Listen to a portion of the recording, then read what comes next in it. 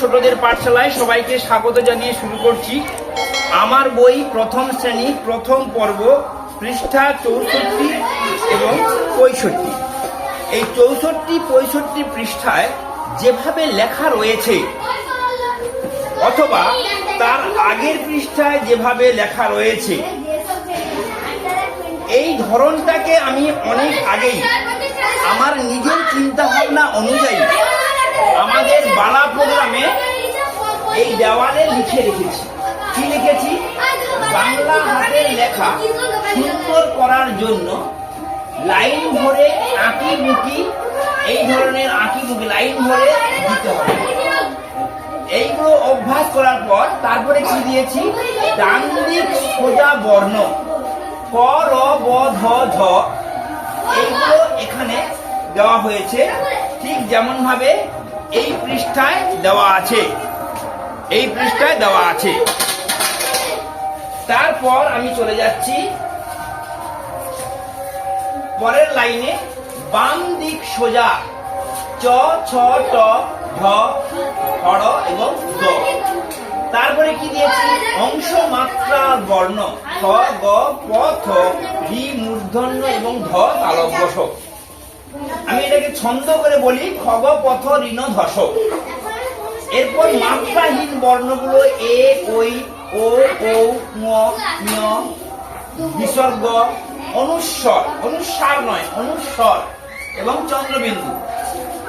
প্রথমের বাঁক লাইনের মাঝে, এই যে বাঁকটা লাইনের মাঝে এসে জুড়বে, এখানে ব্যাপারটা একটু বুঝিয়ে বলতে এখানে লাগিয়ে দেয় না, এটা লাইনের মাঝে এসে এইভাবে হলো।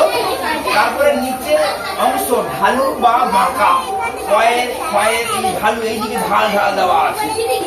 উল্টো দিকে শূন্য দিয়ে যে সমস্ত বর্ণগুলো খ এবং ঘ ভি এর মতো শুরু, অর্থাৎ গোল জাতীয় অক্ষর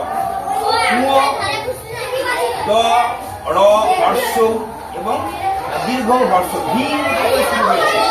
তারপর দেওয়া হয়েছে গোল জাতীয় বর্ণ, যেটা কিনা আমাদের এই পড়ার আজকের ভিডিওর মূল বিষয়বস্তু হচ্ছে গোল জাতীয় বর্ণ। এই যে পৃষ্ঠা 64 পৃষ্ঠাতে ত, অ, আ, ও, ঔ, ওই চিন্তা ভাবনাটাকে আমি এখানে আগে থেকে আমার মতো করে লিখে রেখেছি। তারপরে আমরা চলে যাচ্ছি এই যে 65 পৃষ্ঠার আলোচনায় F, G, H, I, J. এই বর্ণগুলো লিখতে গেলে এই যে এফ অর্থাৎ কি 4 লাইনের মধ্যে উপরের 3 লাইনে লেখা হবে। 4 লাইন জানা আছে, উপরের 3 লাইন এফ। তারপরে জি 4 লাইনের মধ্যে নিচের 3 লাইন, 4 লাইনের মধ্যে নিচের 3 line G, J, P, T, Y. তারপরে কি আই 4 লাইনের মধ্যে মাঝের 2 line A, C, E, I, M, N, O, R, S, U, V, W, X, Z. তারপরে কি জে, এই যে এখানে লেখা আছে, অর্থাৎ কি 4 লাইনের মধ্যে নিচের 3 লাইনের ধরে লিখতে হবে। এইভাবে আমরা হাতের লেখাটাকে সুন্দর করার জন্য আমরা বইয়ের পাশাপাশি বালা প্রোগ্রামের মাধ্যমে দেওয়ালও তুলে ধরার চেষ্টা করছি, যাতে ছাত্রছাত্রীরা সুন্দর করে হাতের লেখা শিখতে পারে। তাহলে আমরা এত সময় ধরে বিভিন্ন ধরনের বর্ণ শেখার পদ্ধতি সম্বন্ধে আলোচনা করলাম। বর্ণক্রমিক পদ্ধতি, যেটা কিনা এই যে প্রথম ভাগ বইয়ের ক, খ, গ, ঘ দিয়েই প্রথম শুরু হয়েছে, এটাকে বর্ণক্রমিক পদ্ধতি বলা হচ্ছে।